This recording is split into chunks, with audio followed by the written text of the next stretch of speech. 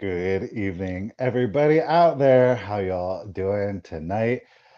Of course, it could be the morning, it could be afternoon, depending on where and when you are watching today's live video, our chat tonight. I want to give a huge shout out to everybody that is, of course, here with me live this evening. I most certainly do appreciate that. And of course, I want to thank any and everybody who is checking out the replay. Thank you so much for the support. I really do appreciate it. We are, of course, going to dive into our live conversation this evening. But again, I want to impress upon you, and that goes for whether you're here in the live chat or you are watching the replay.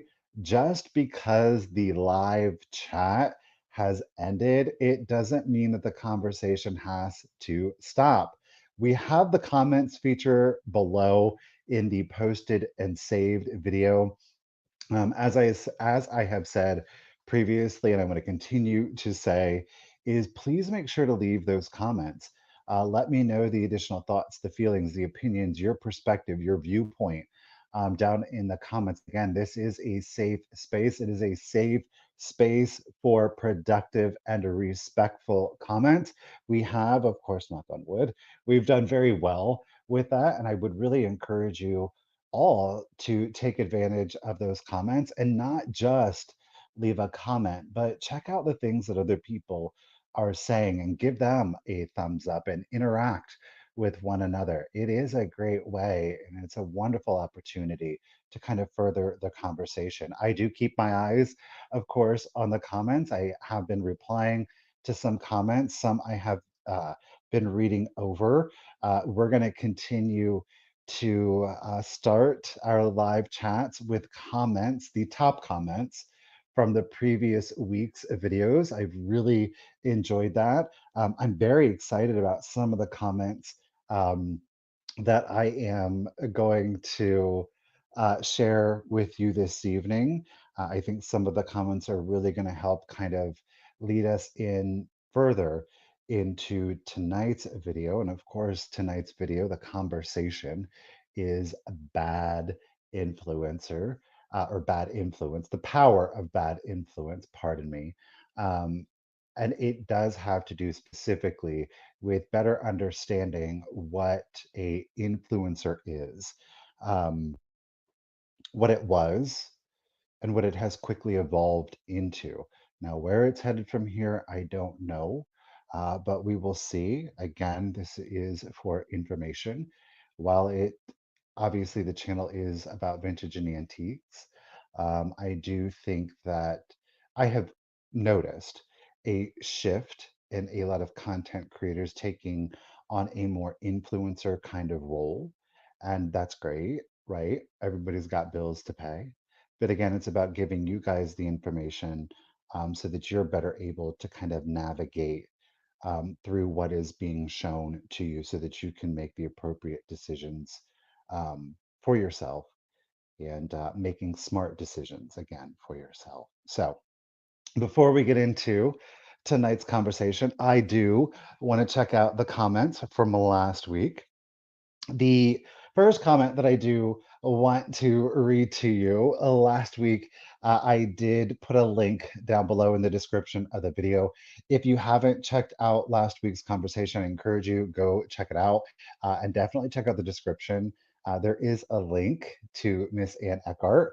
There is a video that she did. It is entitled "Poor Resellers." I love the name of it. It's a good video at about the 11 and a half minute mark is when Anne really had some interesting talking points and talking points that I do agree with. And I wanted to share those with everybody. I mean, I guess great minds really do think alike. So the first comment is from Miss Anne Eckhart, who let me know that she had watched the entire live stream on her TV. So she couldn't comment until she got into her office and just wanted to say thank you for the shout out and link to my video. Such a good discussion. And it is my pleasure. And interestingly enough, next week, I will be also um, referring back to Anne's video. I think that there was another point. that I did want to bring up, and next week's going to be real interesting for us. Okay, the next comment is from, and I do apologize because I'm going to probably butcher this user name. I believe it's Sutsume, Sotzume, Sutsume. I applaud you, Michael, for doing this kind of discussion regarding reselling. I am not a reseller, I am a collector, and I have frequented Savers and local charity shops looking for things I love. The change in the last few years has been great. Now everyone is a reseller. I see everyone on their phones looking up items or scanning books and CDs. I have a museum art history background in both fine and decorative arts. So I often chuckle at the good stuff left behind for the trendy stuff people see on YouTube, on what the content creators tell them is selling. Really interesting point because that's something we are going to be talking about tonight. Since I don't resell, I do often ask folks if they are selling and point out an item they walked by, but that is probably not worth something. Wait, what? Since I don't resell, I do often ask folks if they are reselling and point out an item they walked by, but that is probably worth something and recommend they buy it and give it a go online or wherever they sell. And it fits into my collection. I shut up and I buy it for myself. Get it? I watch many content creators slash resellers who appeal is that they are bubbly, pretty, enthusiastic. I must be one of the pretty ones. And I question how much they actually sell. And some are smart enough to expand their base and money making options through merchandise or leading trips, etc. Good for them, smart cookies. And some are simply knowledgeable, experienced, and they work their tushies off traveling all over the place with merchandise for sale in all sorts of venues, but they appear to love what they do. I love the hunt and the always possibility that the unknown Rembrandt is going to be behind the mirror at Savers, and I'll be the one to recognize it. But I've had more luck on online auctions, even though the shipping is ridiculous. But if it's local or a small object, one can acquire something worth more than one paid for it without fighting the crowd at the Goodwill or Savers. I really appreciate all of the time that it took to really leave um, that comment, and I appreciate it because it does speak to the personal experience. There was another one. There's actually a couple. There's two more that I do want to read. The first is Miss Michelle Boxing Trainer brings up a really interesting point. Michelle says, I am a viewer. I now watch all content of two resellers in all their lives. Here's the thing when you search this subject, many more channels come up on YouTube if the search is under Goodwill.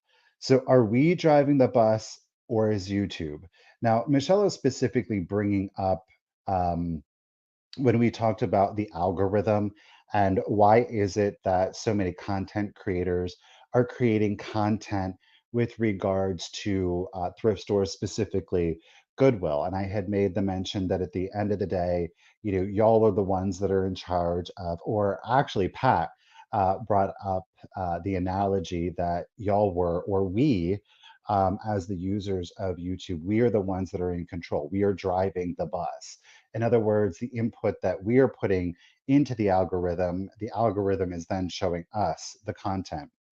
And so I did, hopefully, Michelle, I clarified that a little bit more for you. I did respond. The algorithm is different for everyone. In other words, your algorithm looks different than my algorithm. And the reason being is it waits for your input.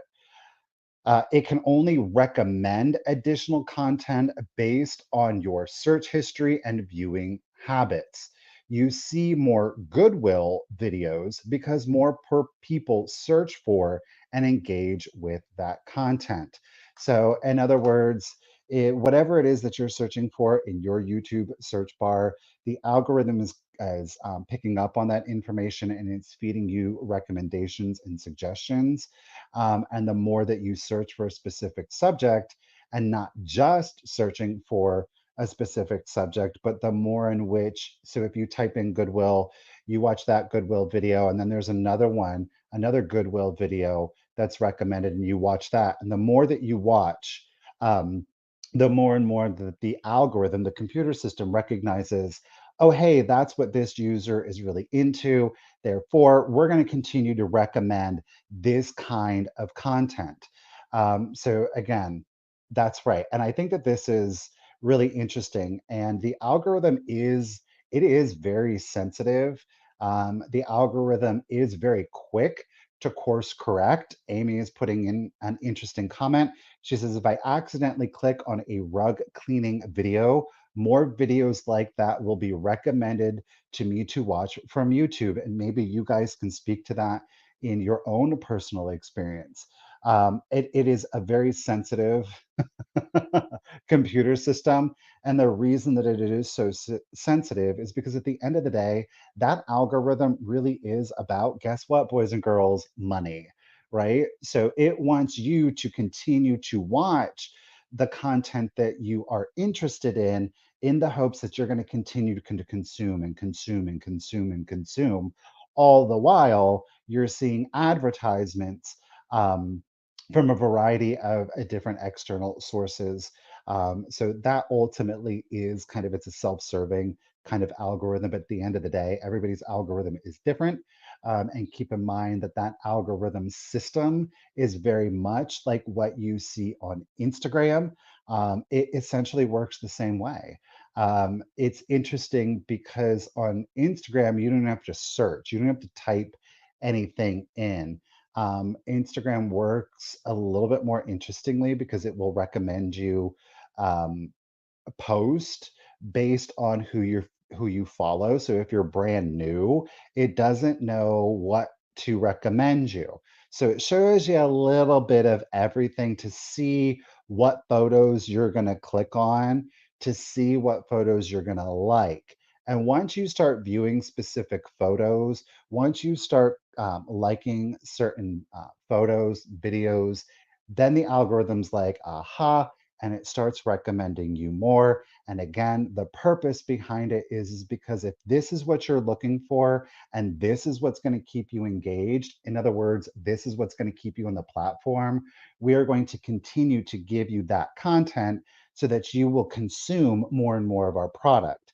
And again, the money that is made isn't inherently from you watching, right? It's not from, it's not from Pammy Whammy being a user. It's not from Karen McGurdy being a user. It's not Gavin being a user. It's none of us actually having a free YouTube account. It is through advertisers that are giving Google, and Google does own and operate YouTube. It is by giving Google the money to insert ads, and those ads are targeted based on your previous viewing habits.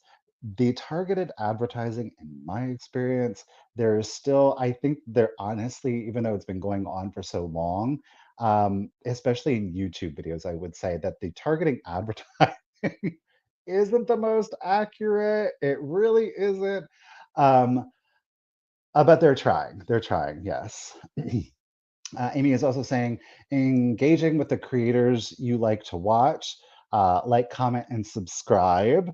The more of their or similar will be suggested based on what you do spend time watching, and that is 100%. If you are watching a particular content creator and you've subscribed and then you're thumbsing up and you're commenting, then any previous content that they have had, when you log into the For You page, it will predominantly show you that content creators videos and other same similar creators. And keep in mind, the For You is different than your subscriptions. Subscriptions will only show you what you are subscribed to, and the For You is trying to kind of gauge, do you have any other interest outside of what you subscribe to? So again, it's all about money, boys and girls. It's all about money at the end of the day. The last comment is more of a conversation. And this is a conversation that I engaged in, and I really found it to be really interesting. And hello, everyone. The reason that I want to read this comment And then is because I think that I want to lean into this a little bit more. And from leaning into this conversation, I really hope that it better propels us into this evening's topic of discussion. Okay.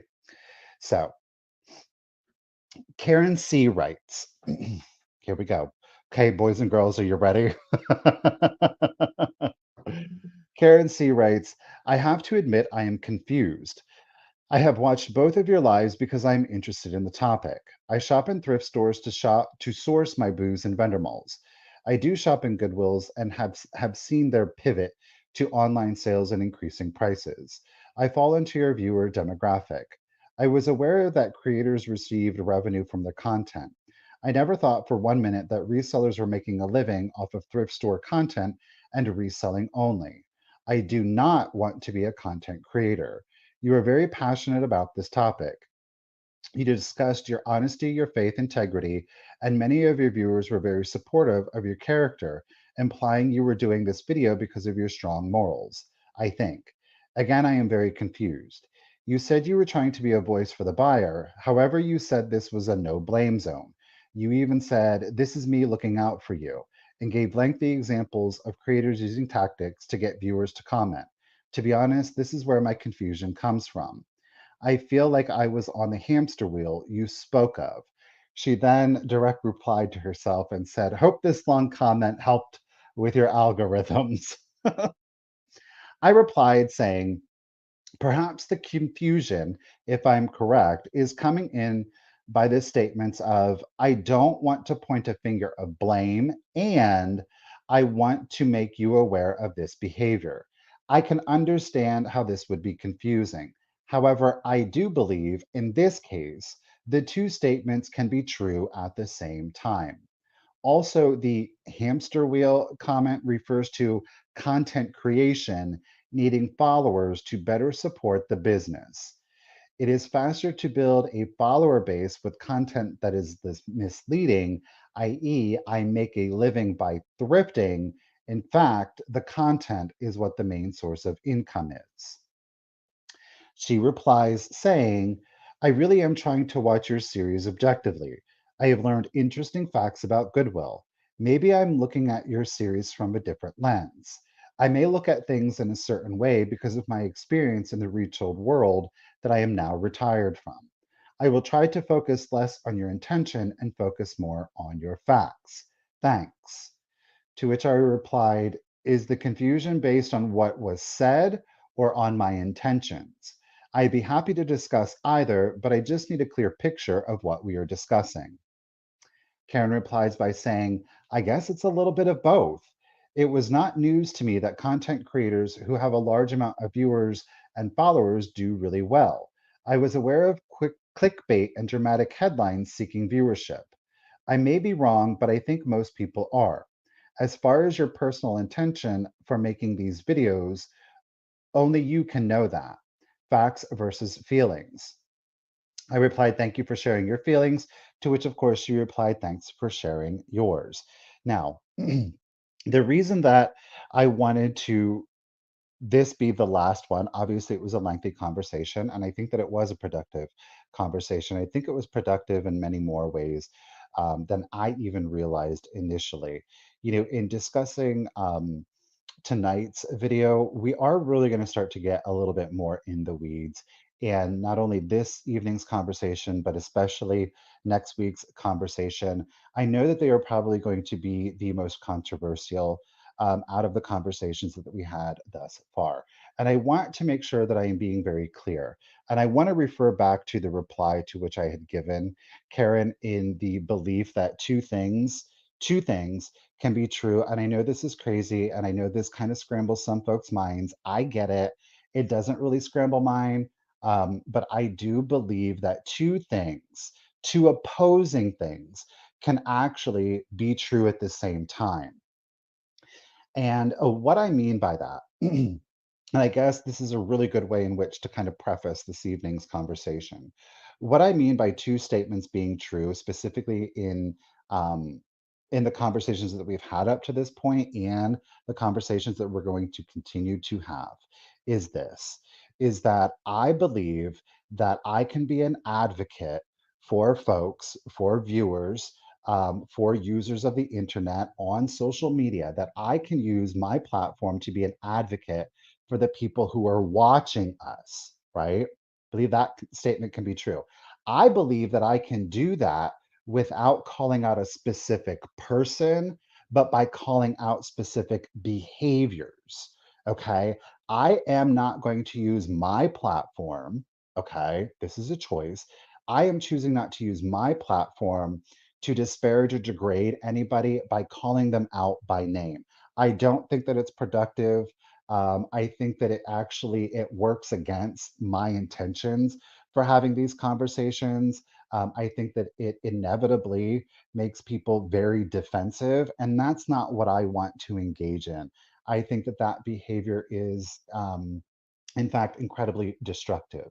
Now, that said, I don't feel good as a content creator, specifically as a content creator that does have a platform, that does have a different perspective, because I'm on this side of the camera.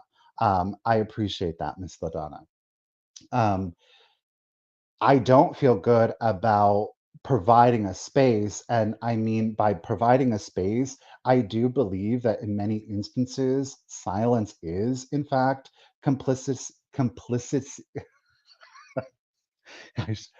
a complicity complicity. It is complicity, oftentimes, to remain silent. In other words, if I know that something's going on and I sit here in silence, then who am I being an advocate for? I'm most certainly not being an advocate for the people that I am genuinely feeling are being taken advantage of. The person or persons that I am being an advocate for are the very people who are taking advantage of other people.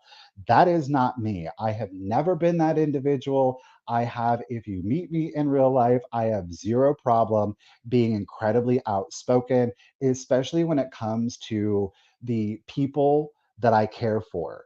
And as I said, and I know that it was a very touching moment, but it was a very sincere moment when I said that I sit here feeling very happy and very fulfilled in my personal life. And that fulfillment and that happiness, that legitimate joy, it makes me want to extend that to the very people to which who have made it possible. That's not some like little touchy feely. It's not super cliche. Some people might call it cheesy. Well, do you know what it really boils down to? It's the truth. Okay. Um, I do believe in being a champion for the things that I do fundamentally feel are right, and I do think, thank you, Karen, that it is something that speaks to integrity. I don't think that there, and I want to be very clear. I don't think there's anything wrong with making money a priority in your life. I think many of us out there, myself included, have had to make money a priority. Most of us in life were not born into affluence. Many of us have had to make our own way. We have had to work for the money that we have. There is nothing wrong with admitting, I will full on admit that money is a priority in my approach to my content and to my reselling business, because those are how I make money. That is not the issue. The issue that I am taking is that you can do it with integrity and with honesty and with respect to the people that are providing you a platform, or you can choose to be misleading. You can choose to lack morals and integrity and to put out content that manipulates an audience. And we can all, I love the saying. The saying I saw is that it's always, they know what they're doing until they got caught. Okay, sit in that one for a minute. It's you know what you were doing until you got caught. And then when you get caught, it's, I didn't know. Oh my gosh, what a surprise. Oh, I didn't think. That wasn't my intention. Okay. Um, and again, knowing and seeing the things that I have known and seen, I don't feel comfortable sitting here in silence. Um, That's just where it's at. That is why it's important for me to distinguish between the two. Again, I'm not here to degrade or to minimize or to be reductive to any other individual. I think everybody is, especially in the United States, free to do what they want to do, just as I am, right? Um, and I am choosing to say, hey, that behavior is really questionable, and I think you guys should watch out for it. Hey, I think that that's kind of misleading, whether it's intentional or unintentional. I think people should be given the opportunity to make their own decisions. Who are we talking about? Jamie, thank you actually very much for bringing that up because that is another point that I do want to make. I'm gonna look. We're gonna get right down into the weeds. We're gonna lay down in the dirt. We're gonna be looking up at the weeds right now. I'm not gonna sit here, and again, speaking to integrity, is that I am not gonna sit here and pretend like there are not specific individuals that when I am speaking of behavior that aren't in my mind. Of course there are. If there weren't individuals engaging in the behavior, then I would have no behavior to feel like I should make you guys aware of. Of course there are. Of course there are. Again, what I am choosing not to do, and I know this might get difficult for some folks, I am choosing not to call them out by name because it's about the behavior. And I also think it's about the ownership of the viewing audience to be maybe a little bit more critical and to challenge ourselves. A comment that we had last week was, well, if we boycotted every business, then we wouldn't have any business left to shop at. And again, I think that's why it's so incredibly important that we have these conversations because social media is quickly becoming something that it simply just wasn't in its inception. And I would really argue within the last 5 years, there have been a tremendous shift in the way in which content creators have quickly become influencers and the viewing audience has quickly turned into a consumer, right? And I think a lot of that, let's lead into let's lead into but really quickly we're going to lead into it. Listen, if I am sitting here talking about a behavior, okay. If I am sitting here talking about a behavior and I am not mentioning anybody by name, I'm not saying it's this person, and I'm not legitimately being like, yeah, she did this on this day, and can you, but like, if I'm not giving you like a full on black and white detailed description of who this person is, and I am talking about a behavior, and that behavior is creating in your head, not mine, is creating in your head the image of somebody, that's what you need to take critically.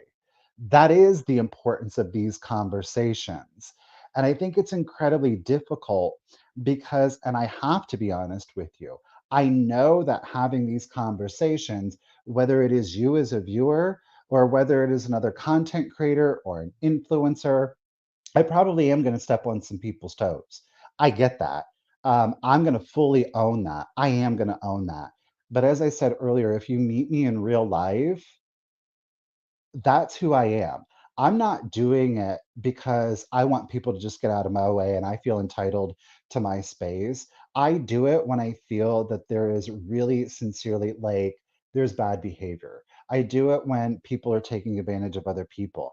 I am just that person. Whether it's the cashier in line and somebody's trying to cuss them out, I'm gonna be right there to support that person. That is who I am. Yet I have held myself back for quite a while from really coming out here and saying, I'm going to advocate for you guys.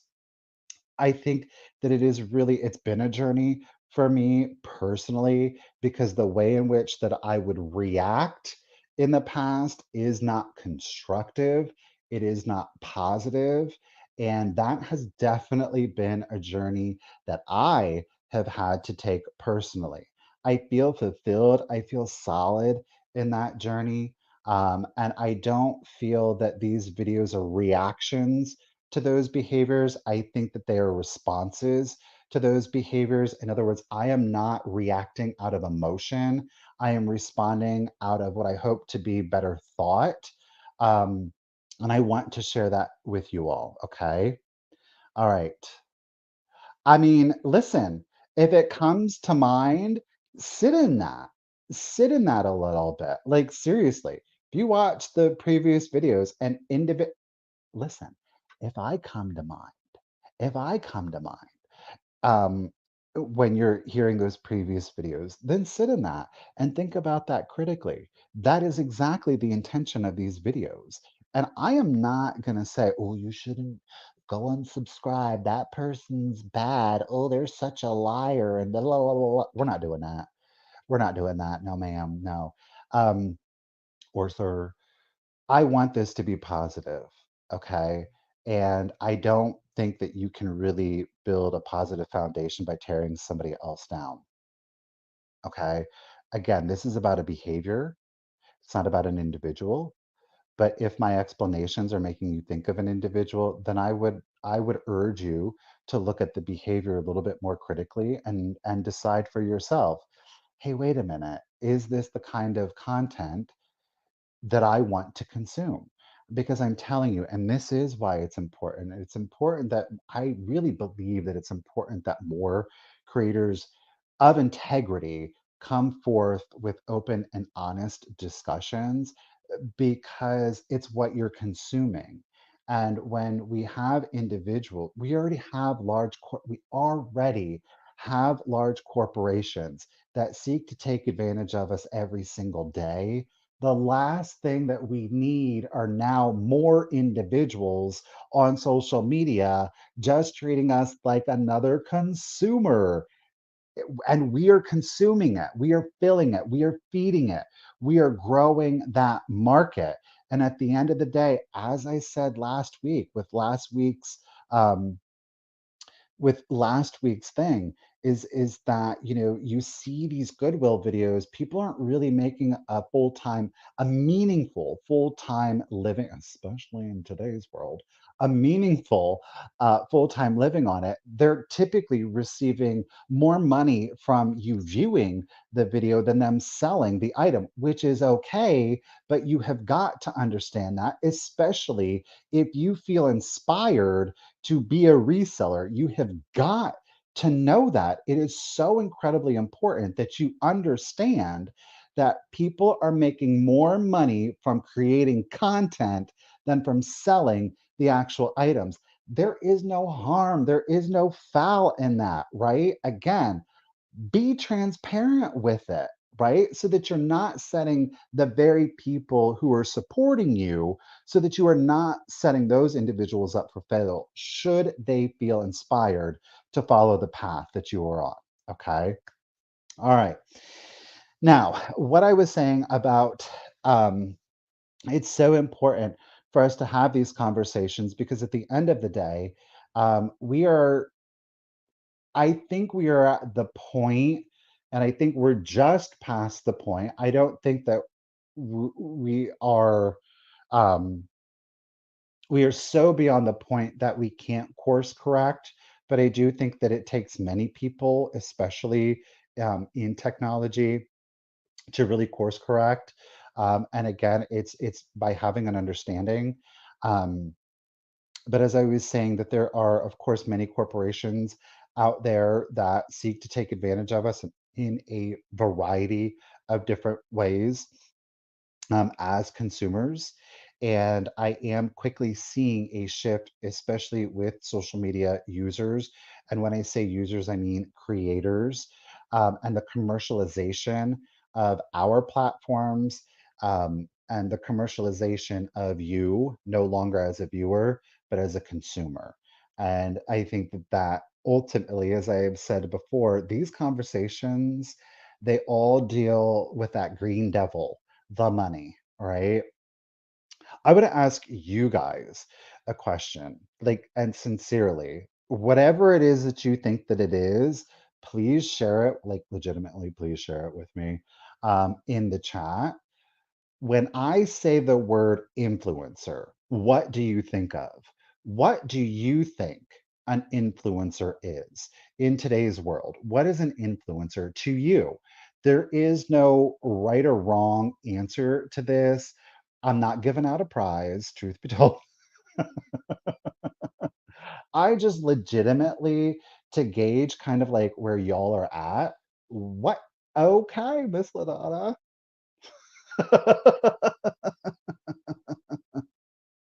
Okay, Miss LaDonna. Listen, depending on the influencer, not too far off. Product sales. We are thinking a salesperson.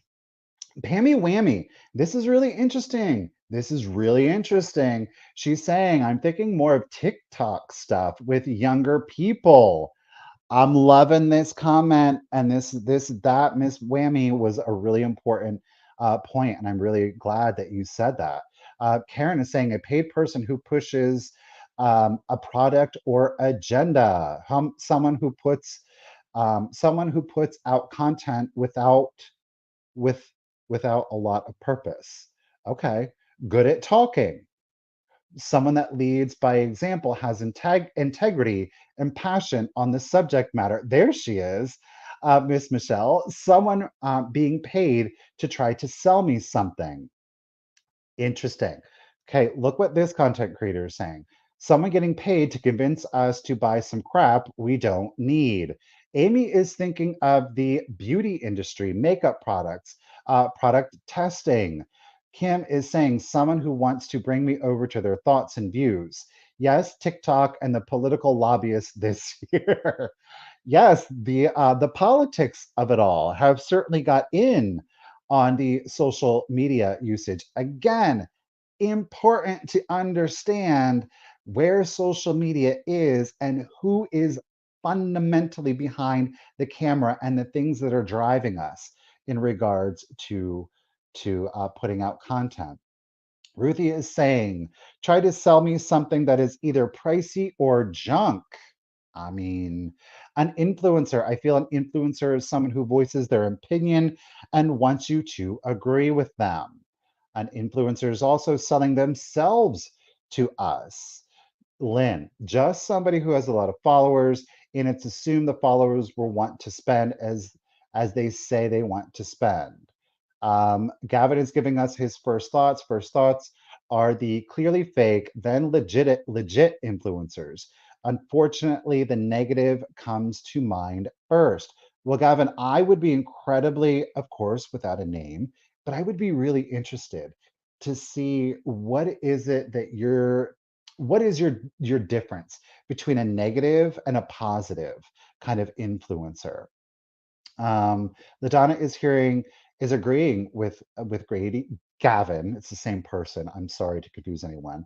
I'm hearing a lot of negative stuff. When you peel back the covers, I'm very skeptical. Hey, Miss Karen C. She is saying someone who is paid with product or cash to promote products like a commercial on TV. Courage comes in all forms. Yes, ma'am, it does. Someone that starts a trend. We got someone who wants you to think they can teach you something you don't know. That was some tremendous feedback. I think there were a lot of similarities to a lot of those comments.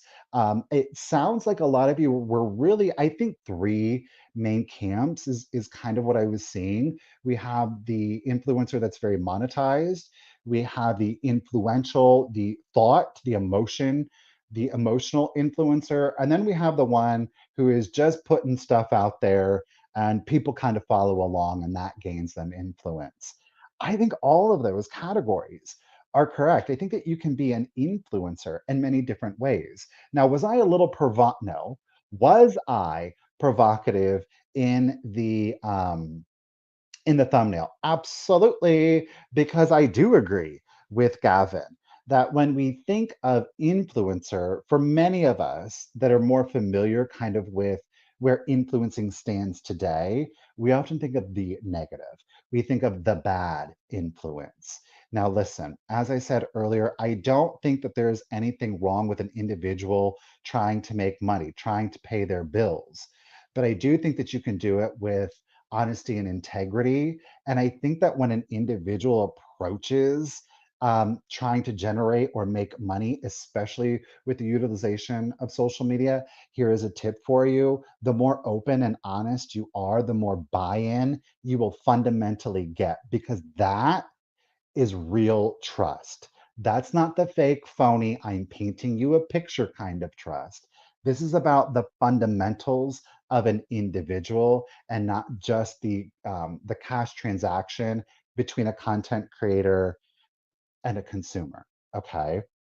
So, let me ask you this question. We hear the word social media, or okay, we hear the word influencer. All right. Now, think back. I think most of us here in the chat, and maybe those of you watching the replay, many of you are going to remember a time when, oh, we didn't have social media. Many of you will remember when we did have, I know this is crazy, but we did have access to online, but we didn't have social media platforms, right? So let's think about a time in the not too distant past, what, 20, how old am I? Before social media, like what, 20 years ago, safe bet. 20 years ago, safe bet. Um, social media may have existed, but not to the extent to which it is now. But 20 years ago, maybe technology was out there, but we didn't have the social media the way that we did now. Do you think that there were influencers before technology? And if you do think that there were influencers before technology, what did they look like?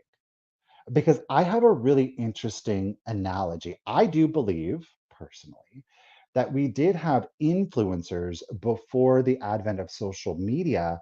We just simply call them something else, right? Something else.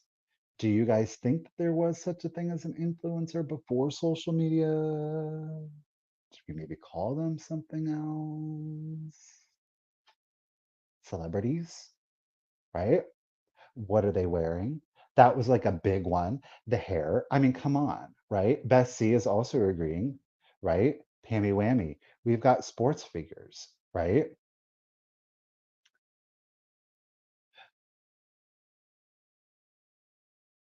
What do we got? The magazines of it all. Oh, don't y'all remember? Ah, the magazines. Yes. We've got Gene is giving us ads on TV and newspapers. Any advertising was meant to influence us, says Nan. I agree, right? Martha Stewart. I mean, Martha was, come on, Heather is giving us a name. All right. Playboy, Playboy. It was, right? The Marlboro Man. Oh, look at that. I think that when you really begin to think about it critically, that we've always had influencers. We've called them maybe trendsetters, right? We always had those trendsetters, that person or group of people who seem to, through popularity, affect and influence other people's perspective, much of which had to do with the very material um, aspects of life. The way we wore our hair, how we cut our hair, the colors of our hair, our fashions. Did you think that smoking was cool? I mean, look at that. No problem. I appreciate it. Karen says, play girls. Yes. All right. So again, when we really begin celebrities and sports figures, we have always had a tendency as a public to exalt or to put individuals on a pedestal. And therefore, and I should say thereby, when we have done that, the things that they do, the things that they say influence the way in which sometimes we think and feel about a certain subject. And again, much of it has been very superficial. Now, when we talk about an influencer, it's interesting because when we look it up, let me, when we look up what is an influencer, Merriam-Webster is saying, let me scroll back up here. We have a person or thing that influences another. Interestingly enough, they have added in a marketing aspect to it. Okay. Um, what I will say is, okay, so here we go. Merriam Webster is saying the meaning of influencer is one who exerts influence, a person who inspires or guides the actions of others. Okay. I do not, this, how do we, I feel that the term influencer, and I think in the ways in which many ways in which we view the word currently, I would say really within the last 5 years has definitely changed with the adding of social media to it. Okay. Um, Once upon a time when kind of like social media was new, we had those same celebrities, those same exalted celebrities, sports figures, political figures. They had kind of they already had an existing platform, if you will. And then they started to utilize social media. And they kind of had that platform. So they were intentionally, unintentionally exerting an influence. Much of that influence, it's interesting, I think, um, kind of like the commercial aspect really kind of started to fade away, and they didn't even have to promote a product without exerting the influence. And I think that an influence also, Mother Teresa could be Gandhi could be an influencer. It doesn't always have to do with the monetary. I would like to think that I am using the platform to be proactive in being an influencer, but I am being an influencer not in the monetary, but I am being an influencer in the idea of perception, of thought, right? I am bringing you information that I hope influences um, your perspective so that when you do go off of this channel and you are consuming a product in social media, that you become more savvy and discerning, more critical when you are consuming that product to better discern, okay, what's going on here, right? So that you're able to make better decisions. Madonna is a tremendous influence on individuals. I mean, outside of that Pepsi commercial, and that was a failed attempt, y'all remember that controversy. I don't I think that she's done certain things, Versace, definitely, but much of Madonna's influence has just been by being who she is and people being inspired by it and influenced by her fashions, by her music. I think she is a great example of a mental or emotional influencer. Um, what I have seen, especially within in the last 5 years, and I think that it is of concern, and I do want to go back to Amy's point because I think this is a really important point. While obviously we were talking about vintage and antiques, and I am seeing it creep into the vintage and antique space. I'm seeing traditional, or I should say, contemporary traditional influencer culture kind of starting to seep into the vintage and antique community.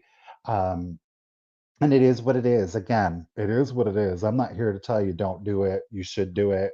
I'm just saying be aware of it. And these are the things to look out for. Um, but I am seeing the the I don't want to say monetization, I guess monetization, the marketing aspect of being an influencer. I think it really stemmed from, you had individuals who, and traditionally it were people outside of social media that had a large social influence. They started to use it. They would suggest something. I think honestly, like Kim Kardashian, love her, hate her, whatever, but she is a great example of this. She had celebrity status.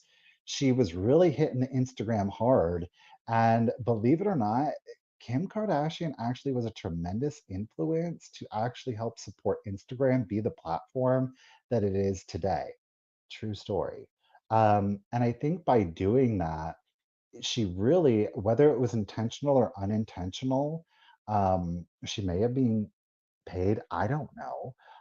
But I think that it really does speak to the power of an individual and how you have that sway. And it made it be like, oh my gosh, I need to get on Instagram. And then we're all getting on Instagram. Oh, I'm still here. You know, what skin product is she wearing? And where is she going on vacation? Um, I, I don't. I'm just so not bought into the Kardashians, so it's difficult. She is the best example. I'm just not plugged into them like that. Um, I think everybody, whether or not you're fully aware of them, knows the name, and I think that that speaks to the power of them. But I really do think ultimately what ended up happening is that then, especially like with YouTube and Instagram, it really did give ordinary folks, people who were not celebrities, people who were not affluent, people that didn't have a platform but social media. It really started to give individuals, ordinary folk, um, the opportunity to really build a platform. And when they really started to engage and hone in on individual passions, obviously people with shared interest and passions are going to be attracted to them. And that kind of just builds this platform and it builds this following. And then you have, it could be as innocuous as, one day, we're having this conversation and I'm like, this 7-Up's really good. Have you guys tried it? You guys have seen me with the Pellegrino, right? And then it's somebody like Kim Kardashian, and she's drinking Pellegrino, and the next thing you know, Pellegrino is like, where are we getting all this money from? There's this rush, there's a consumer behavior of looking at an individual and saying, she's drinking it, they're drinking it, he's drinking it. I want to know what that's about. I want to have that shared experience, right? And so you rush out and you buy. I haven't had the grapefruit. Okay, LaDonna, I will try the grapefruit. Okay, LaDonna is influencing me right now. I'm gonna try the grapefruit. Let LaDonna be your influencer tonight. She's gonna influence you to buy the grapefruit Pellegrino. Okay. Um,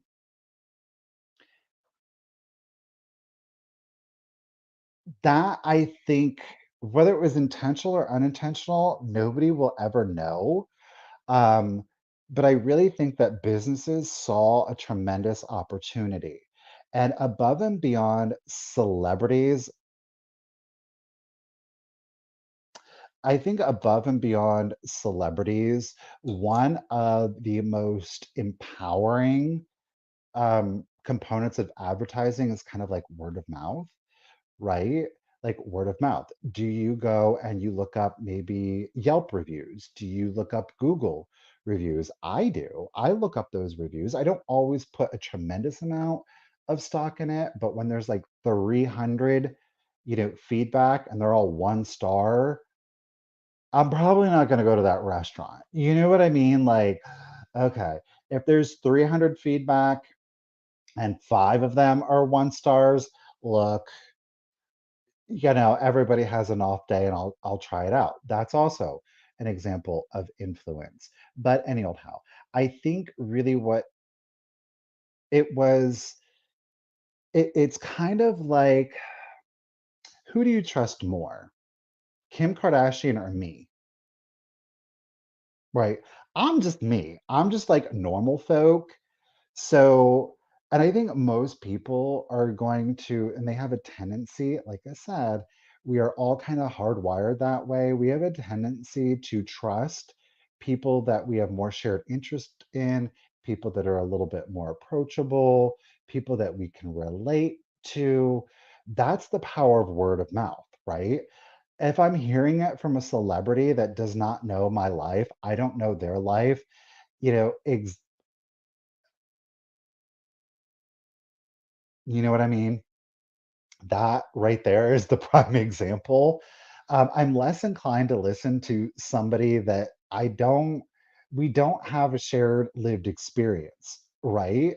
But then with me, well, hey, wait a minute. What about these like independent, small content creators?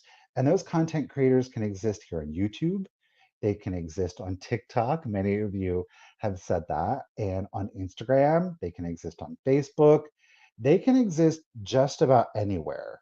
Um, and I think that it has quickly turned into a multi billion-dollar industry, and I don't think that a lot of consumers, and I'm going to say this, and I hope that you know that I'm not saying it in an offensive way, but I think that there is a demographic of a certain age that doesn't fully comprehend what kind of goes on the back end.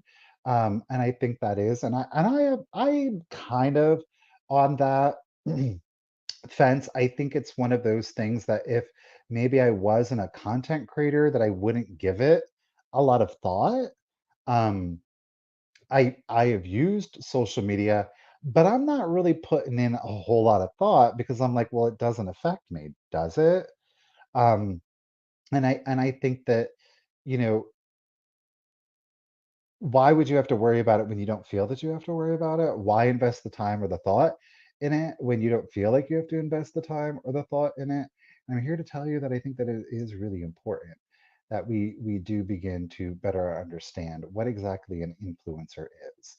Now, influencer has definitely changed, I think, over the course of time. And I think that within the last 5 years, being an influencer has really turned, as I said, into a multi-billion-dollar industry. And it is essentially, you have third-party companies, larger companies. Um, 7 Up is an example. 7 Up approaches a content creator, be it on YouTube, Instagram, TikTok, wherever, and they say, "Hey, we've got this product, and we would really like you to recommend it on your channel." Okay, what's in it for me? Right? I am becoming your marketer. I am the one that is utilizing my platform to advertise and market your product. And why it's so impactful is because I have built, as an individual, I have built a platform. And I think for many content creators, a lot of, especially within our specific industry, have built a lot of trust with individuals. Okay. Um, and as I see it creep the influencer kind of space start to really come into more play in the vintage and antiques, I think it is so important to have this conversation. But it, I just, Stephanie, I do need Richard here to keep me on track because I just,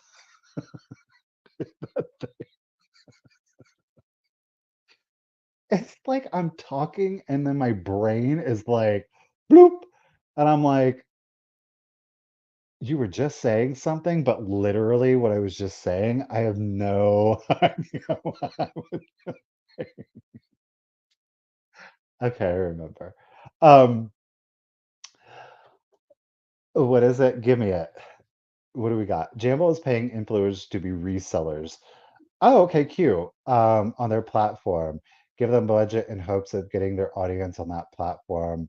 They don't know what they are even doing. Um, you are absolutely okay. Thank you. Okay, that helped me. LaDonna, appreciate you. That actually pulled me back into it.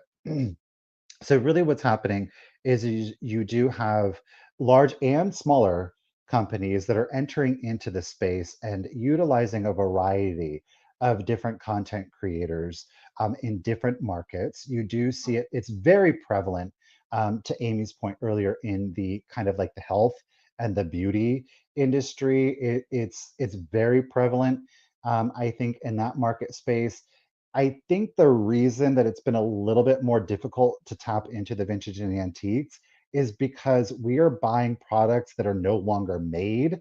So it's difficult to get a content creator to kind of create a space that makes any kind of sense when the platform is fundamentally built on vintage and antiques.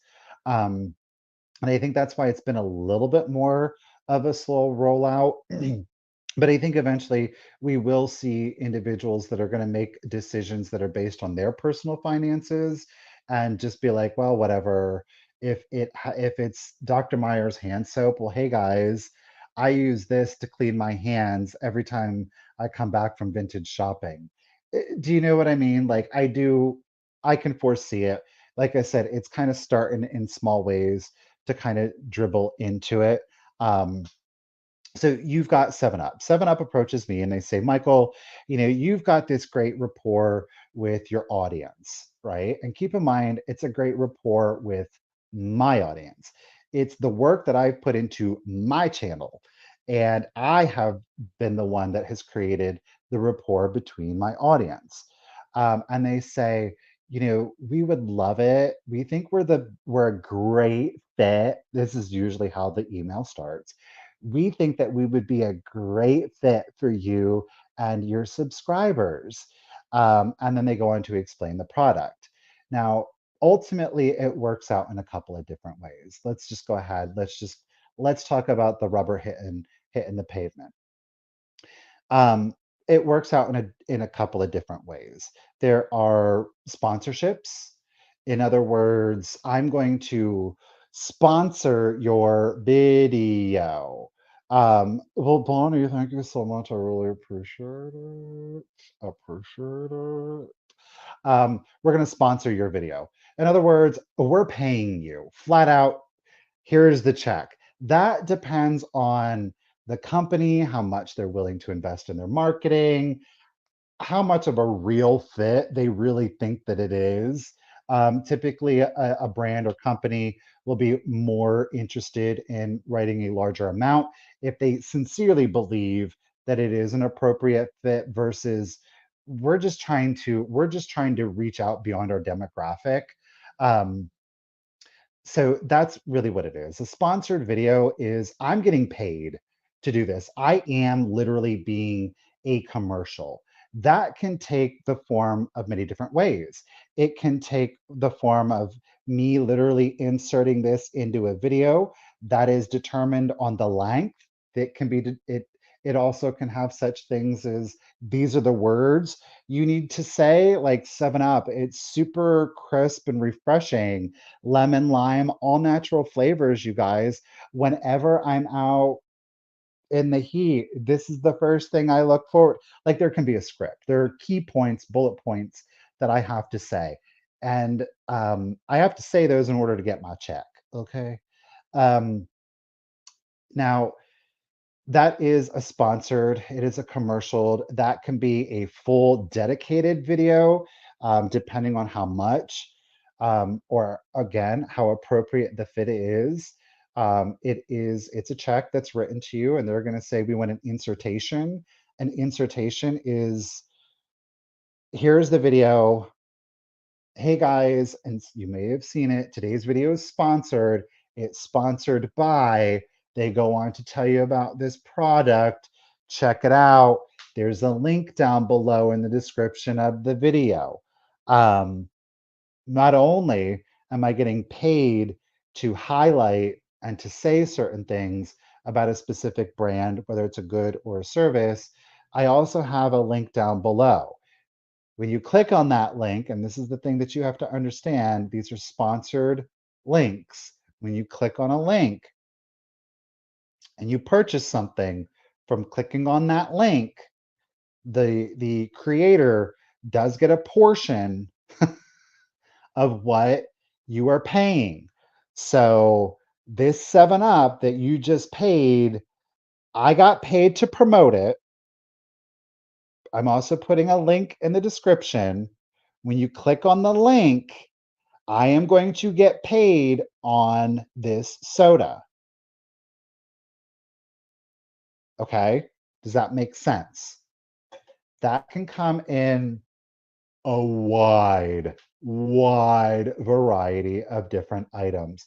It is anything from actual physical widgets, a product, down to services, right? I know there's a big one. It's some like psychological learning kind of thing. So they're not providing an actual tangible physical product. It is a service. I know that's very prevalent on on it, right? The one thing that I will tell you is that I kind of like I always just block them all. I have zero interest in being an influencer in that respect. You know, again, I am wanting to make you aware of behaviors and not necessarily of an individual. I think again, there's nothing inherently wrong with being an influencer. It's definitely, if I'm to be completely honest with you, it's probably the easiest way to make money on the internet, but you do have to have built, typically have had to build a following, or maybe you reach out to a small content creator and tell them we're going to pay you to make a dedicated video and then start linking that video on their websites. Goodwill, I see you, Goodwill.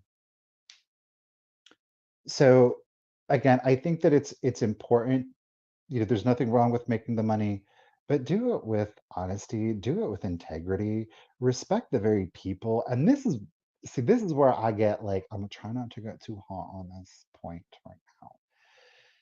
I don't really, I don't respect individuals that don't actually demonstrate through behavior the supposed respect, the friendship, the thanks, by not being open and honest and clear with the very people that have given them a platform, that have provided them an opportunity to make money.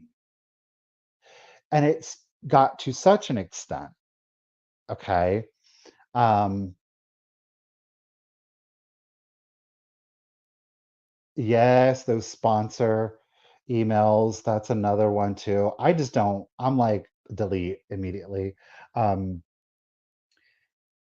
it had gotten so bad, the commercialization of influencers to cash in on their audience, and I think that that's the thing that really gets me is that, you have an audience, you have people that are supporting you, they're tuning in to your channel, they are subscribing, they're interacting with your content. We're getting paid. We've discussed this. We are getting paid as content creators. You can get paid on YouTube, Instagram, and TikTok and Facebook, by the way. Um, and then you're kind of like doubling down on it and being like, well, I want more. And there's nothing wrong with wanting more, but be open and honest with it. And it got so bad that content creators, so many, the vast majority of content creators were not being open and honest. And of course, it was always a, well, I didn't think about that. Oops, I didn't intend for that to happen. Golly gee, I wouldn't do that to my friends, right? It's that mentality of, I didn't know what I was doing until I got caught. Okay. Um, it got so bad that the FTC has actually intervened in this. And I don't know if you were aware of this. It was about 5 years ago, actually, that the FTC interceded. Because essentially they were content creators were creating purposely misleading content. It really started with children. It was happening in kind of like the toy channel reviews. A lot of the toy channel reviewers, I shouldn't say a lot of, there is one specific one that it all stems from. Um, well, I mean, it's a public lawsuit, so I'm just gonna say it. It was probably the most popular, kids toy channel review, and it was called Ryan's Toy Review. So there were 2 parents, the kids sat on camera, He was reviewing toys. He gained a tremendous following, which right on, cool, cool, cool. I am not going to comment on the utilization of children in social media. I'm just sticking to the facts of it here. Um, but they grew such a large following that toy manufacturers basically tapped on the parents' shoulders, said, "Hey, we would like to partner. It's always partner with you. We want to do business with you. We want to make some money with you." And Ryan really began to then have his own toy line. This is where it kind of really got super convoluted, is that they were doing these toy reviews to children, mind you. These were like, uh, uh, um, I was gonna say Play School, that's a brand, but what do you call like toddler age children? I don't know, toddlers. What kind of toys do they play with? Don't they toddler toys? Um, so they're not tuned into differentiating between what the review is, what the commercial is. And unfortunately, and this is not reflective of the child clearly, but the parents would then, Ryan would be doing a review of like a play school product, insert Ryan's, I think it was called Ryan's World Toys. He's showing you this, which is actually a commercial for the real, like his products, and it got super convoluted. Parents got up in arms, and I think rightfully so, because it was purposely misleading and they were inserting um, a commercial into content, and you really couldn't discern, especially Ryan and Friends. Thank you, Bug. And you, Ryan's World crap. Connie said, I went down that road, and I ain't too pleased as a grandmother who has spent some money on that. That's a whole other topic of discussion. Um, but and that was really where the FTC stepped in, because there were so many complaints from parents, and again, rightfully so, that things were being put into the actual video that were purposely misleading. In other words, and you say purposely legally, you say purposely misleading because they were not actively disclosing this is a commercial. And that now it's a broad blanket across, I won't say across all social media platform. I do know for a fact it's on YouTube, Instagram. This is an assumption that it would be on Facebook, being that Facebook and Instagram are actually owned by the same company, Meta. Um, that when I have a paid sponsorship, I am legally required to put in plain text. The first thing that you were to see is ad. And the reason is so that you know that I am in some form or fashion, whether I am receiving a direct paycheck from 7 Up, if I am receiving money through you clicking on a link, it is some combination, but you know that I am being paid. The FTC actually requires YouTube content creators to publicly disclose in every link. And I'm just letting you know, the law, the FTC requires, and it is a $5,000 fine per link, not video, but per link, if you do not, as a content creator, disclose this is a paid link, this is a paid link, this is a paid link. You can't just put some of the links down below. I might receive some money from, that's illegal. You have to disclose every single link that you are receiving money from. And the reason is so that the consumer knows that you have a vested financial interest in you clicking on and purchasing from that brand, that company, buying directly through that link. Okay. It is so incredibly important for you to understand that.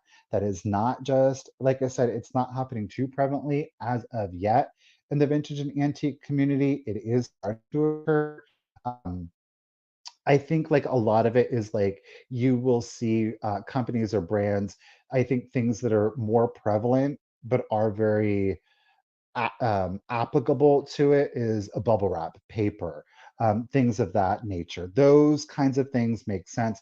But then now we're starting to kind of see these extraneous products being introduced into the community because it has a vintage look, it's got a vintage vibe, it's inspired by antique. So it's all very clever, but at the end of the day, these things are being introduced again, super important. Um, because it's easy, it's quick, it's fast money, and it requires very little effort at the end of the day. It really truly does. And I think that that's the thing, and I do want to make that point again, is that I think it's a topic where you think, well, it's not really important. It doesn't affect me, so you don't put the thought into it, but it does. Um, it really does affect you. AI is a new one, and and I think that that's just technology, of course, is going to change us. Um, Rob is saying it's like the music copyright rule for videos, but I hear music. I don't know how strictly it is enforced. Rob, this is the thing. It depends. Like if you are hearing music in the background and it's not entirely discernible, but like it's discernible enough that you can actually sing along with it, provided the computer, if you have a running dialogue. I don't know. I made a video where there was clearly music playing, and I was like, well, I'm going to talk this entire time because if I talk the entire time, I know you're going to hear the music in the background, but if I continue a dialogue over the entirety of this, like I can't, I just vocally can't do that. If it's like jumbled in there. And some songs you can hear clearly because they're actually not copyrighted, right? All right. So again, um, influencer, right, comes in a variety of different ways, and I think that it is incredibly important for you to understand that. And as I said, it is. I will have to say it's something that I do have a tendency to get reactive in. Speaking of, the difference between the reaction and the response is because I don't like to see people being taken advantage of. I really think that and I think that if you saw me selling a product, you have and this is so important, and I really want you to hear me out on this. If you hear me saying, do this, buy this, I'm partnering with, I'm working with, you have got to understand that there is a vested financial interest in on it, okay? And you do have to, you have got to protect yourself as a consumer. Because again, it's the whole, oh, I didn't know I knew what I was doing until I got caught. And then all of a sudden it's, well, I didn't know. Oh, it was a surprise. You didn't know that you were going to get money. Like, come on. You know what I mean? Like, um, but anytime, or if you were to see me selling a product, you have got to protect yourself and ask the questions. And listen, the best question to ask is a direct question. If you feel that somebody is trying to sell you something and you're unsure as to like what's the gig, what's the deal here, ask a direct question. And the direct question is, what's in it for you? And if somebody can't answer, doesn't answer, that is your answer, right? That is your answer. I think Misty is bringing up a really interesting point. And a lot of it is, we talk about the financial aspect of it, but there are a number of different brands and companies that they don't send money. In other words, they're not sending cash, but they do, in fact, send you product. Um, and this is another type of an influencer. And a lot of what we see, especially in other communities, specifically like beauty, health, wellness, tangible products that are easy to review and really do rely on word of mouth. Um, Timu is a huge one right now. Timu is a really big one. Um, you know, you've got people that are receiving free product, whether they choose to disclose that or not. They are getting free product to review. And then they're saying, this is great, this is great. Oh, well, this isn't my best. And it really, and the reason that you are legally required, and you are legally required, by the way, the FTC does require you to disclose if you are receiving free product. And the reason is because it does affect your ability to give an unbiased review. So it really kind of started in one way, um, and it really morphed into this very different kind of thing. Because and I have to say, and I do want to touch on this, and I'm going to be very pointed on this, is that it's one thing to blame the company, but at the end of the day, this is a test of the individual's integrity. This is a test of the individual's integrity. Because here is the deal. If and this is the true tea, if I were to come to you, and this is where the rubber really hits the thing. I come to you and I present something to you as, I'm really passionate about this. I want to do this. Let's do this. But yet I'm not disclosing that I am being paid to do this. I am manipulating you. I am lying by omission. I am not disclosing to you the truth. And that has nothing to do with the company. That has to do with the individual. Okay. Every content creator has a choice. And the choice that they have to make is, how upfront are they going to be? Are they going to disclose the vested financial interests that they have in promoting specific products, whether it be a tangible item, whether it be a good, a service, an experience? It is so incredibly important that you guys don't just blindly trust somebody like me, some content creator, just because, well, they're so good, they're so nice, they're so this, that. Fundamentally, and I'm going to call even myself out on this. This includes me. It's really interesting because I do sincerely appreciate you guys. I would not be able to do this without you guys. You guys have, in fact, changed my life, but I don't know you. You don't know me. Like, fundamentally, you don't actually know me. You see me going out and you see me shopping, and you see glimpses of my personality, and over the course of time, you begin to formulate an idea or a perception of who I am, right? I can't fully be myself on camera. I can't. And the reason is, there are certain words that I will say in my real life. I can't say on the you. I mean, I could, but I make you do this to make money. So I can't just be like, you know, I mean, I could, but it decreases my ability to generate and attract certain advertisers, and I don't want them to shy away from my channel, right? Um, but it's a facet, it's a part of who I am.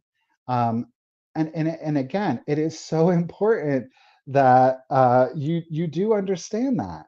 And again, when you see, and it doesn't matter, I don't care who it is. It doesn't matter how much you think you know somebody. Um,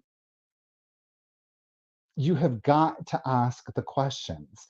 It is so incredibly important. Don't put yourself in a position of being taken advantage of. Again, ask the direct question, what's in it for you? I am going to continue to emphasize this. If that person can't answer you open and honestly, or doesn't answer you at all, that is your answer. There is something in it for them that they are not willing to disclose.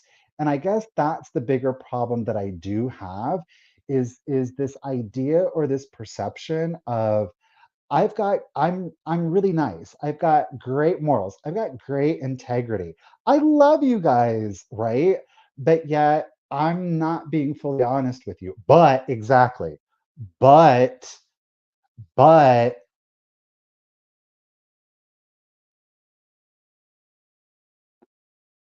can those two things? I don't know. I want you guys to answer that. Let me ask you that. We talked earlier about two things, two different opposing things.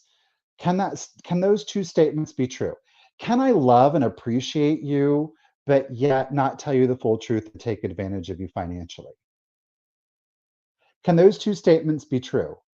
And that's a question, that's an answer that you have to answer for yourself. Some people could say, yeah. There are people out there that could say, yeah. Again, that's really what this boils down to. Can somebody love and appreciate you, but then also take advantage of you financially? Or put you in a position of, well, I don't have to say everything. I mean, I can say, you can click on the link if you want to, yes. Um, girl, is that some tea? Is that tea?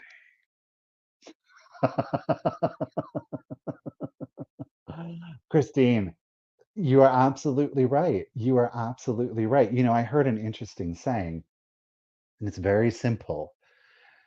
You upset an honest person by telling them a lie.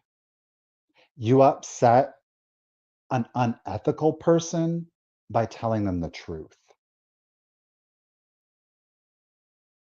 Again, I found that saying, look, it gave me the spirit bumps. I got the spirit bumps on that one. Again, you upset an honest person by telling them a lie. You upset a dishonest person by telling them the truth. I think that ultimately, and to what Christine is saying right here, is Pammy loves it.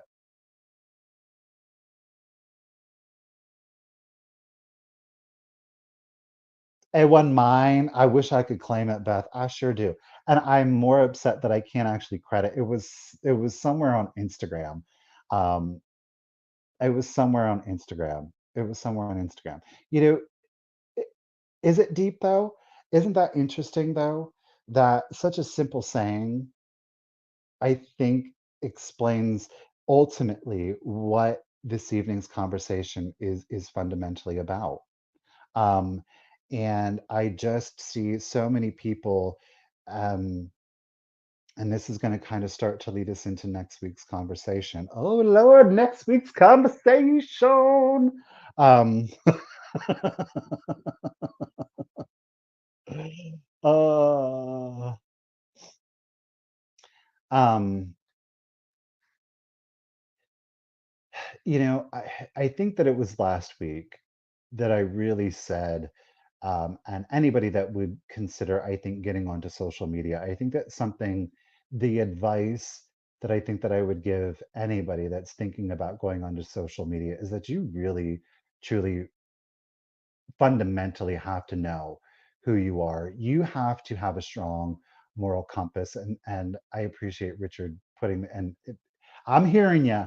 Um, you have to have a strong moral compass because there are times, and it's not a question of if, but when those morals are really going to be tested. And they are going to be tested against your own self interest and putting honesty, integrity ahead of your own self interest. I have definitely been faced with it, and I am proud to say that I have consistently risen above it. And I hope that I am strong enough to continue to rise above it. I think that it, again, is important to have these conversations to help not only you guys, but to help myself in staying grounded and making sure that I am adhering to my own personal set of morals and ethics. It's not to say um, that everybody, clearly, not everybody shares those. Um, but again, I do want to be a voice of advocacy for you guys. And I do want you to think critically. I do want you to make smart decisions. And I do see this becoming, this is going to be, it's going to change again. It is going to evolve again. I know many of you who have brought up the idea, the concept of AI. I think that we've got a few years, but like I said, what an influencer was 5 years ago isn't what an influencer is today. So it'll be interesting to see um, what an influencer in 5 more years, of course, will be. Oh, what did Karen G say? Okay, that's where we are a bit different. I can't watch someone, even if entertaining, if I know they are being a crappy person.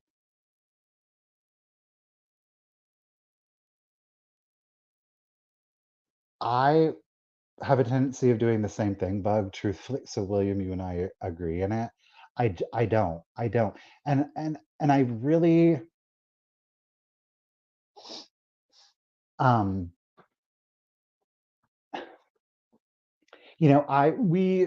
um, myself, Richard, Stephanie, her husband Tim, my mother, we all went out to lunch earlier. And we had a great conversation, and I really do sincerely believe that it's like there has been this desire to want to communicate with you guys and to speak some truths. Um, and it's one of those things where you have to, I want to be positive, yet at the same time I want to address things that I think that are not so positive. Um, and I don't want it to always be attack, attack, attack, doom and gloom, doom and gloom, doom and gloom.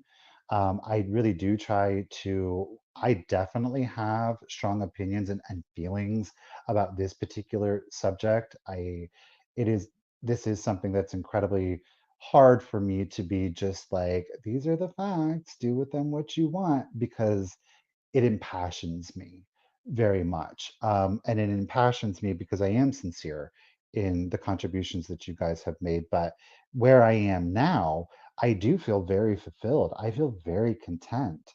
And even prior to starting YouTube, I knew who I was. I I wasn't. I am not someone that's going to take advantage of people. I am not somebody that's going to manipulate or lie on people. Like it ain't, it's just not who I fundamentally am. Um, and I've carried that with me on this journey. And I think that, again, the biggest advice that if you would want to do this is that you got to know who you are. Because if you don't, you're going to fall into these traps. And the golly gee routine, that gets old really quick.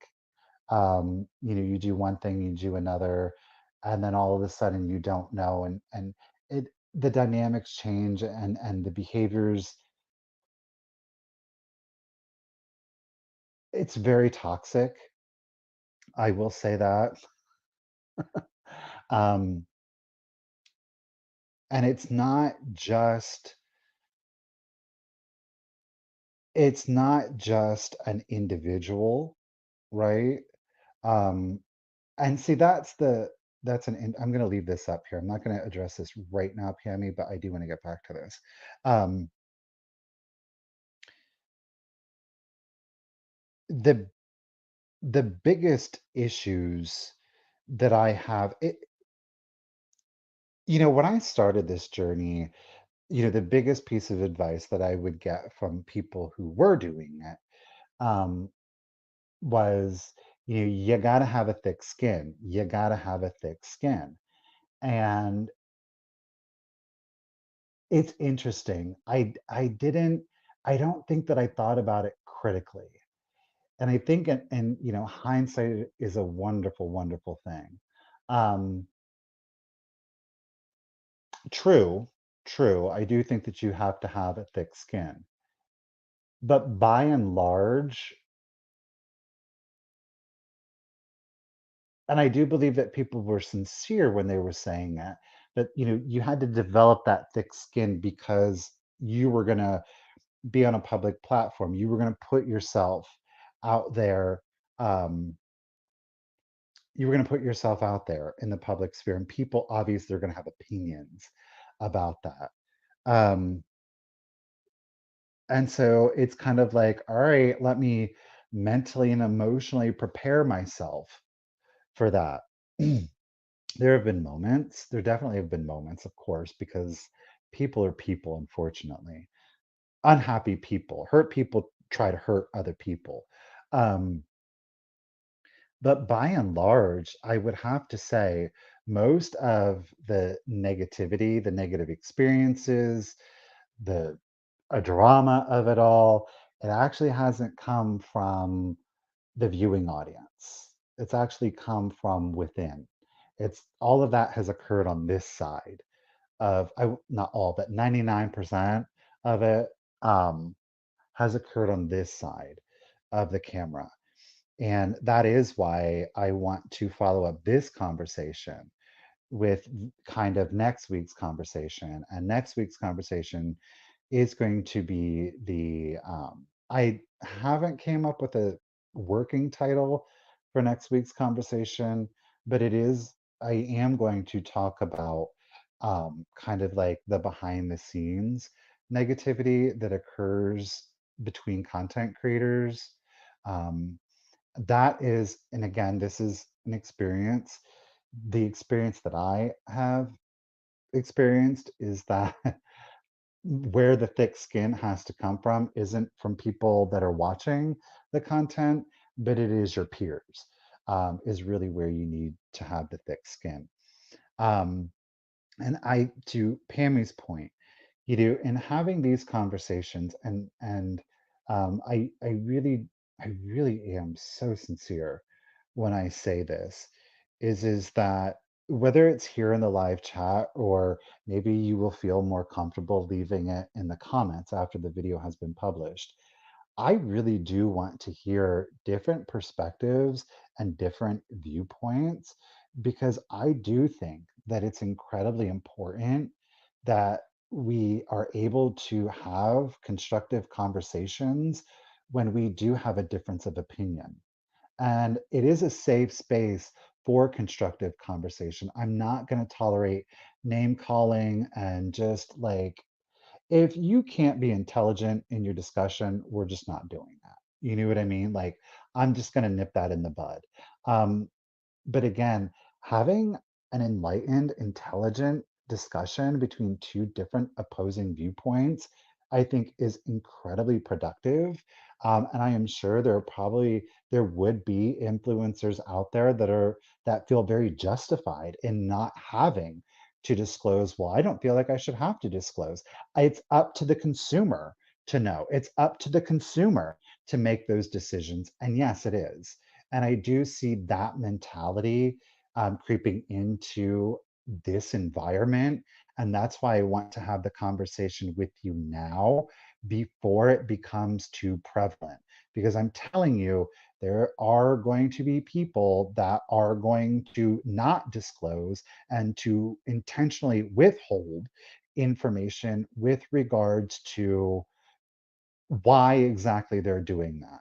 And it's one thing to present you with full disclosure, with integrity, with open and honesty, so that you can make the decision based on the facts and not be put in a position where you feel like you're trusting this individual when ultimately it has to do with money.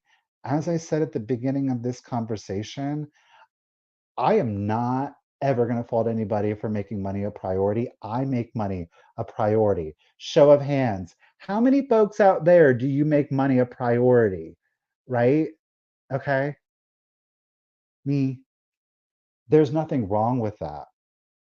Where I think that where those challenges, where those tests of integrity, I'm still here, is when you can't be open and honest. When you can't be open and honest about really who you are fundamentally, that then is where those tests, you begin to fail those tests. Um, and it's a very slippery slope, and it's a slope that's very slippery. So yeah, anyhow, what do we got going on here with you guys? We live in a world of self centered people who don't care about others. Unfortunately, it's too common in social media. No reason to be hateful if you disagree with them. This is a part of me, my lord. This is a big, apparently, gas is a problem too. This is a big problem. Again, I just, I hate, what's something that you believe that not everybody's going to believe in? You know that saying, it's if everybody believed the same thing, the world would be boring. Okay, yeah, let's live in a boring world. Let's live. Okay, I'm so like, that saying is like, are you okay? Like, I think it would be wonderful to live in a world where we all globally have shared values, where we all have shared visions. I just can't imagine how evolved and how much further out, literally further out from this world that we currently know, that we could really propel ourselves, the things that we could see and discover, and the things that we are literally holding ourselves back from because we are so focused on the differences. Yet, interestingly, I'm asking you to engage in conversation with different perspective. And I think for me, I do truly, genuinely believe that the way in which we achieve those shared common visions is when we begin to engage in constructive conversation about our differences.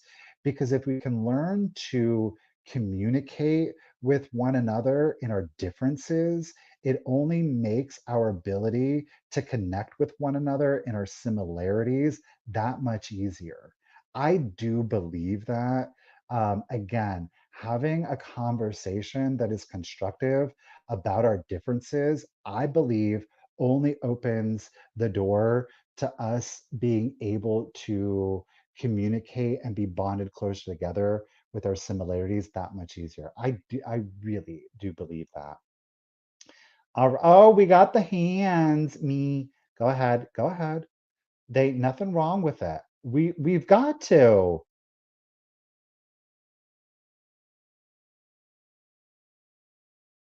Right here. But that's not a luxury everyone has. I respect that, right? Jamie's saying, "Oh, I don't have to, but my husband does." So because he is, and we're in the, then I don't have to. And I really respect your ability to recognize the fact that, right? Okay.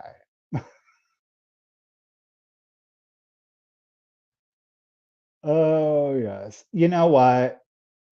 Um, I'm not gonna shy away from it. Ooh, um, I'm not gonna shy away from it. And I think that again, when if it is inspiring thought, if these conversations are inspiring thought outside of the world of vintage and antiques, like it makes me really happy. And it might not be something that we agree on.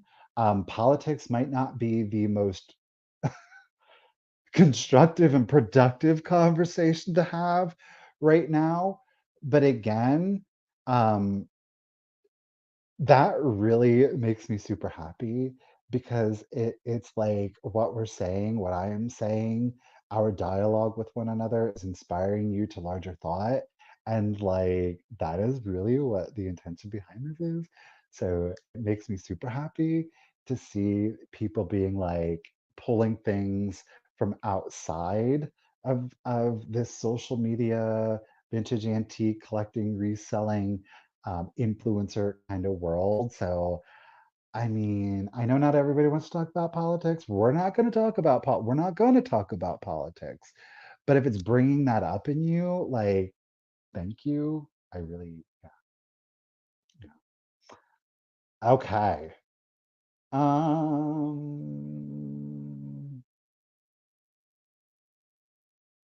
We can see the differences and celebrate them.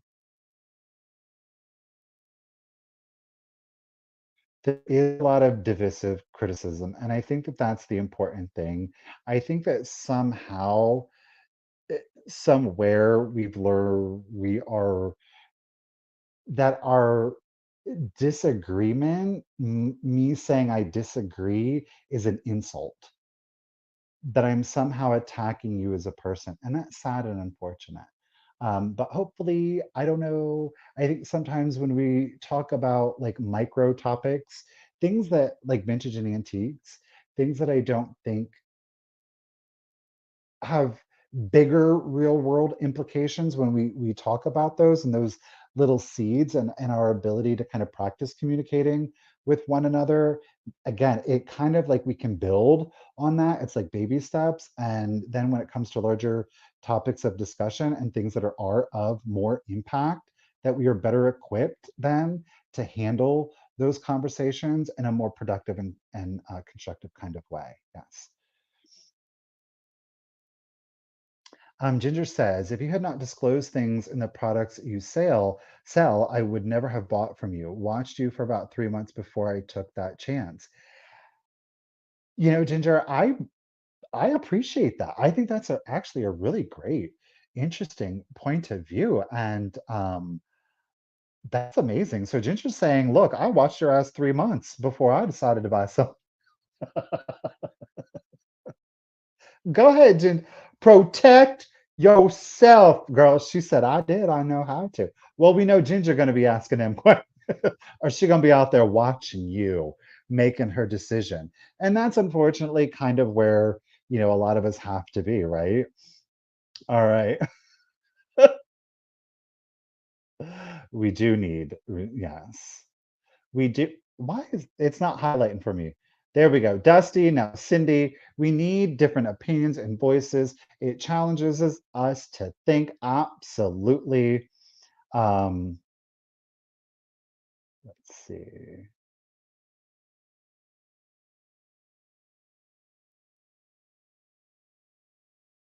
Michael, is the is the modern day FDR with oh my word. We are I am really pushing myself. I'm not gonna lie. Thank you. I am really pushing myself, not gonna lie to you guys next week. Um, with the topic of conversation. This one was, to me, this one was a little touchy.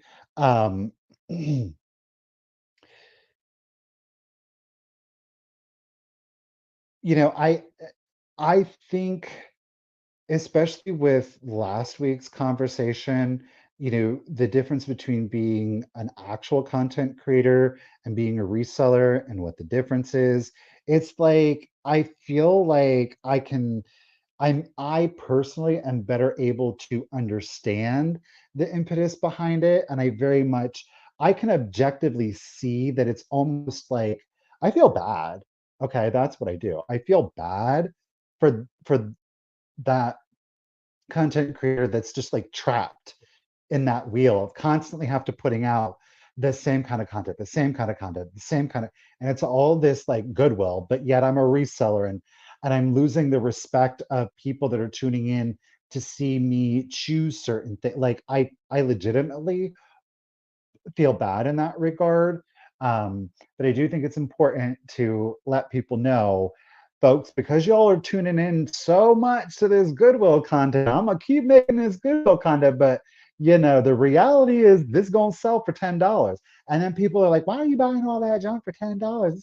How do you make a living? Da, da, da, da. And it's like, what it's a trap. It's that hamster wheel. But I think that again, with the when you're being paid by a third company, and look, these companies will be quick to throw your ass under the bus. They sure will. Because you're going to be like, again, that whole like, well, I didn't know. Because if you do your due diligence with these companies, and a lot of them do have links um, with regards to how they pay their influencers, how they pay the content creators, and when what the company is putting out there for everybody to see doesn't match what's being presented to you, that really is your huge red flag. Okay, that's just what I'm saying. And yeah, I'm just really impassioned about this, and I don't like seeing people taken advantage of. So, and again, I do believe that two thoughts are true in this same situation.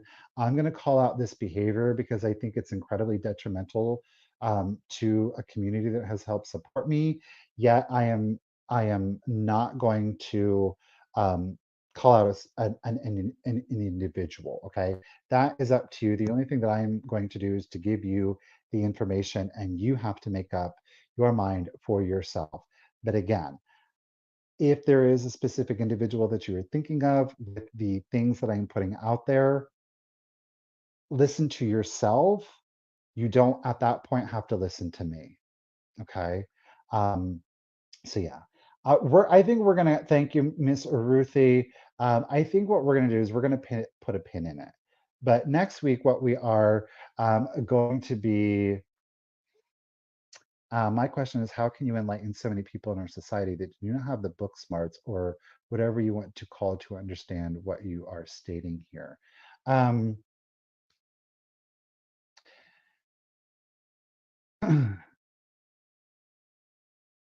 I think that that's it's a really good question, Christine. And I think that you have to understand, um, and as I said earlier, I think you might have missed this, but I do have to, when I'm putting this out there, I do have to understand while my intention isn't to be malicious. I do think that I do have to own the fact that I am going to step on some people's toes. And I want to make it very clear to, okay, I'm just going to come out and say it. If you feel as a content creator, if you feel as an influencer, like, oh, he's talking about me, oh, he's trying to take my money, oh, he's trying to step on my toes. Um, I guess, but it's your behavior that you're engaging in and not mine. I'm again not writing, I'm not writing the headlines, I'm just simply reporting it. And I'm not here to protect an influencer. I'm not here to protect a content creator. I am here to protect the very people that have given me an audience. And I do hope um, that through doing that, people will listen to a different perspective. And maybe that perspective, they reimagine it, they reinterpret it. And I think that it takes people that understand to communicate that to other people who will understand. And I think, Christine, to your point, is that there is a certain, not only individuals who lack book smart, but people who will actively and willfully deny things that are meant to serve them in their best interest. And in those cases, I think that you have to enter into these kind of conversations knowing that that exists. I think that you have to have realistic expectations. I am not here and I am not working under any expectation that everybody is going to believe me. People have their own viewpoints, they have their own set of ethics, their own set of morals. But I think it's one of those things, again, it is the power of influence. When you utilize that influence, hopefully to serve people in a positive and meaningful way, that begins to spread. That influence begins to spread. And it kind of then it affects those that may have otherwise resisted it because they just bless. Oh, bless you. You know what I mean? Like, oh, you're just not going to get it, are you? Or you're talking about so and so, and I know, and blah, blah, blah, blah, blah, that type of mentality. You have to understand that that's going to exist, but it can't stop you from doing it. And over time, hopefully, because it is meant to be a positive thing, that that overwhelming sense of positivity begins to better affect those people that may have otherwise not been able or been unwilling to really recognize the points, right? What did Miss Kim say? I agree. I don't, I would have to say that I don't think that common sense has gone out the window. I would say that somehow as a society, we have given permission, we have made space to be the my truth kind of thing. Um, that because this is the way that I feel, that this is a fact. It's not. I can't, the feelings are facts. They're not. Oh my gosh. Feelings are not facts. A fact is an immutable thing, and we can feel about that fact how we want to, but it doesn't change the fact. And there's this weird narrative now that because I feel this way, it's my truth. It's called an opinion, right? This, it's my truth. I'm feeling this way and it's my truth. It's okay. You can feel that way, right on, and you can have that truth, but you have to understand it's called an opinion, right? And to quote the great Salt and Pepper, do you know, opinions are like assholes and everybody got one. It ain't nothing common. You know what I mean? Like, kudos. There we go. We're going to leave it on that note. Next week, we are going to talk about the toxic culture that does exist behind the scenes. Um, I'm really looking forward to it. I'm going to challenge myself on it. I'm like, but we're going to do it. We're going to do it. Um, don't forget this evening in 4 minutes, Fat Bird Finds is going to be doing flippin' and sippin' over on their channel.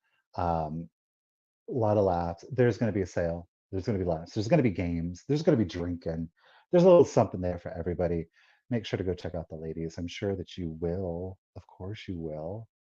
And I am looking forward to next week's conversation. I hope that you all have a great weekend. We're going to the flea market tomorrow, so I'm very excited. I want to thank you guys so much for being here with me tonight. And again, if you've made it this far in the replay, or you've stayed with me this entire time, thank you guys so much. Don't forget, just because we're about to end the live, it doesn't, what a man, what a man, what a man. What a mighty good man. Yes, he is. Okay, anyhow, I was listening to that record the other day. Pammy, you got me off the track. Just because the conversation the live part has ended doesn't mean the conversation has to stop. Please leave those comments down below. Make sure to check out what one another is sharing. Share some love, some thumbs up with each other. Reply to each other's comments. Have a conversation.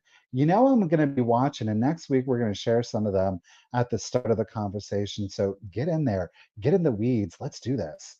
Hope you all have a great night, and we will see you soon. Good night, everyone.